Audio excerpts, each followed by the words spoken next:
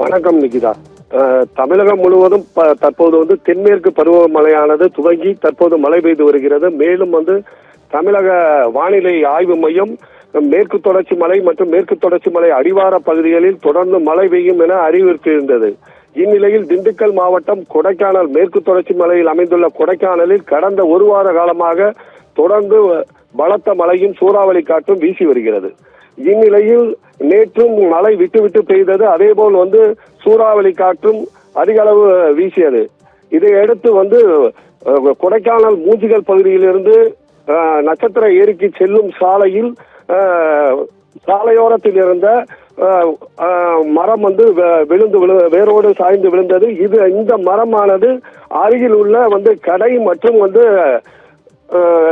சர்ச்சின் மீது விழுந்தது. அதிர்ஷ்டவசமாக யாருக்கும் எந்தவித உயிர் சேதமும் ஏற்படவில்லை. இப்பகுதியில் அதிக போக்குவரத்தும் அதேபோல் அதிக மக்களும் பயன்படுத்தக்கூடிய சாலையாகும்.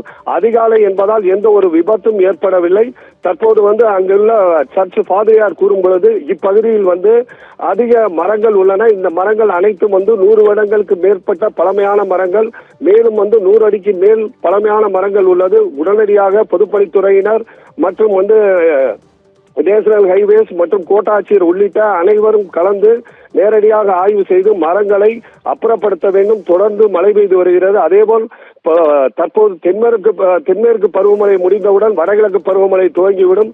இந்த மழையும் வந்தால் மிகப்பெரிய ஆபத்து ஏற்பட வாய்ப்புள்ளது. ஆகவே வானுயர்ந்த ஆபத்தை விளைவிக்கக்கூடிய மரங்களை உடனடியாக அதிகாரிகள் அப்புறப்படுத்த வேண்டும் என கோரிக்கை விடுத்துள்ளனர். மேலும் இப்பகுதியில் உள்ள மரத்தை தற்போது வனத்துறையினர் மற்றும் தீயணைப்பு துறையினர் அகற்றி வருகின்றனர். நிகிதா.